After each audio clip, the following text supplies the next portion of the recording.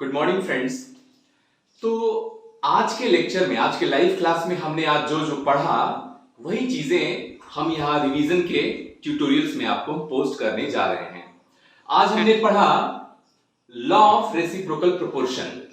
Law of reciprocal proportion जो होता है वो तीन एटम्स के बीच में होता है। तो होता क्या है, जब दो एटम्स रिएक्ट करते हैं one by one with the fixed mass of the third element to form two compounds।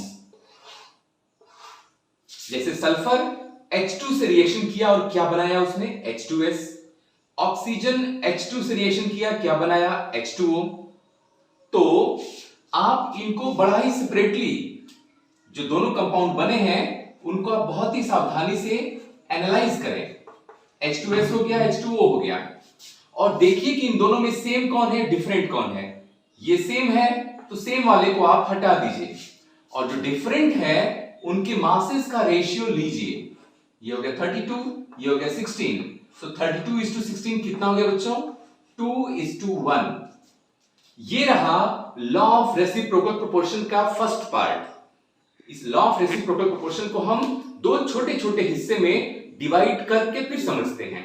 तो पहला हिस्सा ये था कि जब दो एलिमेंट तीसरे एलिमेंट के फिक्स मास से रिएक्शन करते हैं और दो कंपाउंड बनाते हैं, इन दो कंपाउंड्स में क्या होता है, जो डिफरेंट एलिमेंट्स का मासेस होता है, it bears a simple whole number ratio, first part.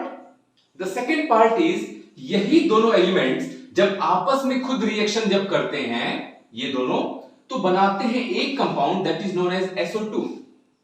तो इनके मासेस का रेशियो भी यहां निकालिए। सो सल्फर का होता है 32 एटॉमिक मास, O2 का भी होता है 32। तो 32:32 कितना हो गया, 1:1। बात समझ आ गई। और जो लास्ट पार्ट होता है, फाइनल पार्ट, ये होता है कि ये जो दोनों पार्ट्स में जो रेशियो आए हैं, पहले पार्ट में रेशियो आया है 2:1, दूसरे में आया है 1:1, इनका आप रेशियो निकालिए। 2/1 डिवाइड बाई 1/1, तो आंसर आ जाएगा मेरा 2/1।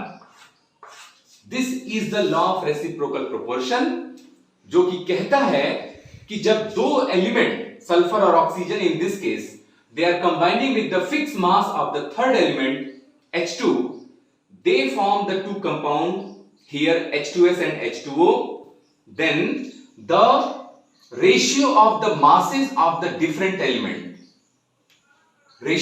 this ratio and the ratio in which these two elements combine, this ratio, so the ratio of these two ratio, that is here, यहां पे एक रेशियो हो गया, ये दूसरा रेशियो हो गया, इन दोनों रेशियो का जो रेशियो होगा वो होगा मेरा whole number ratio.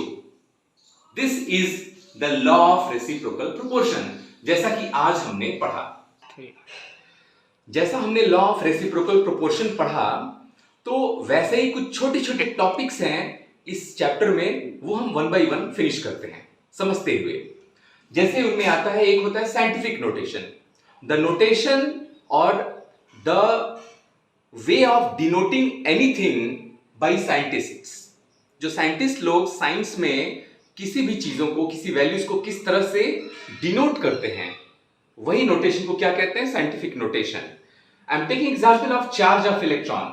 Charge of electron क्या होता है बच्चों, चार्ज ऑफ इलेक्ट्रॉन हम सब जानते हैं 1.6 × 10⁻⁻19 कूलम होता है। तो याद रखिएगा, ये जो पहला सेक्शन है, जैसे हमारा शरीर दो भाग में अगर डिवाइड किया जाए, तो यहां से गर्दन से ऊपर का हो गया सर, नीचे हो गया धड़, वैसे ही ये जो साइंटिफिक नोटेशन में जो पार्ट हो, तो जैसे यहां पे वहां पे भी इस नंबर में भी ऐसे ही होता है बच्चों। इस पार्ट को कहते हैं मैंटीसा, और जो 10 की पावर में जो चीज लगा होता है उसको कहा जाता है कैरेक्टरिस्टिक। इसको क्या कहते हैं, characteristic. And this is known as what, mantissa. किसी भी नंबर को आप 1 से 10 के बीच में कन्वर्ट कर दें और बाकी का जो बचा हो उसको 10 के पावर में आप रिप्रेजेंट कर दें। 10 की पावर पॉजिटिव नंबर हो, नेगेटिव पावर हो, कुछ भी हो, doesn't matter. So this kind of denotation is known as what? Scientific notation. That's all. एक बड़ा ही इंटरेस्टिंग टॉपिक है और वो इंटरेस्टिंग टॉपिक है एक्यूरेसी और प्रिसीजन, जिसको जो है लोग, बहुत सारे बच्चे जो है कंफ्यूज हो जाते हैं। इन दोनों में डिफरेंस कुछ है ही नहीं, बच्चे ऐसा समझते हैं, लेकिन काफी डिफरेंस है। एक्यूरेसी का मतलब ये होता है, जैसे कोई भी चीज है, हर एक चीज का एक स्पेसिफिक वैल्यू होता है। जैसे आपका बॉडी वेट है, तो आपका बॉडी वेट भी एक एग्जैक्ट होता है। आपका मास कांस्टेंट है आज, अभी, इस second. Your mass is what? Constant.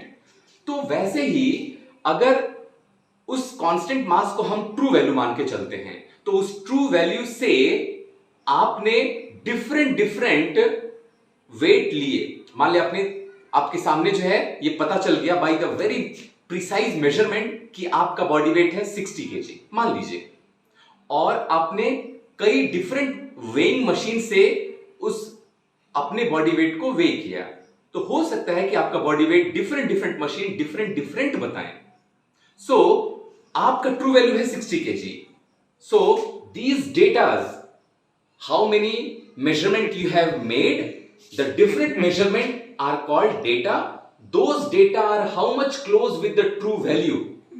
अगर सारी मशीनें 60 केजी 60 केजी 60 केजी बता रही हैं, मतलब सारी की सारी मशीनें एक्यूरेट हैं।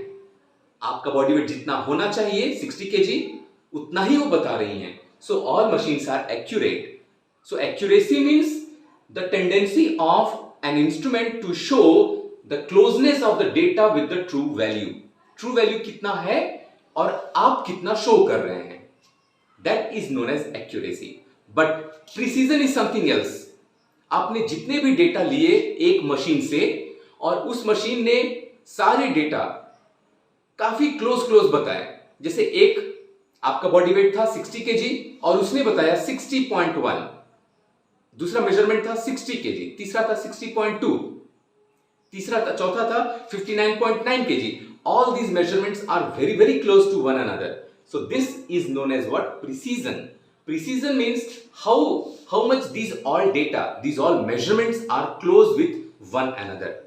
हम इसी चीज को हम शब्दों के माध्यम से नहीं, एक एग्जाम्पल दे के समझाते हैं, तो आपको और बेहतर समझ में आएगा। तो बच्चों, ये एग्जाम्पल आपके सामने है। मान लीजिए आप लोगों में से ही किसी एक बच्चे का नाम अनमोल है, और अनमोल का बॉडी वेट है 60 केजी मान लीजिए, और 4 डिफरेंट मशीनों ने उसी का बॉडी वेट दो बार इतना मेजर किया। पहली मशीन ने अनमोल का बॉडी वेट 55 केजी दिखाया, दूसरी बार 65 दिखाया, दूसरी मशीन ने ये बॉडी वेट दिखाया, तीसरी ने ये दिखाया, चौथी ने ऐसा दिखाया।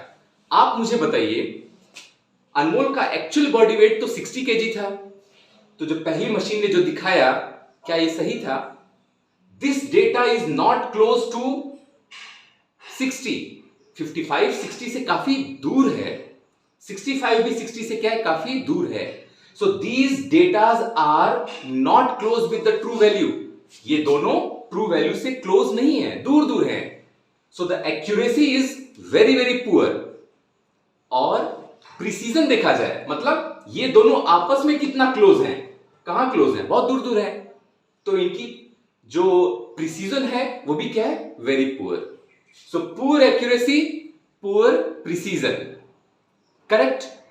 दूसरी बात देखिए यहां पे, ये जो सेकंड मशीन है, वो अनमोल का जो बॉडी वेट 60 केजी था, it is showing 60 KG in first measurement also, in the second measurement also it is showing 60 KG.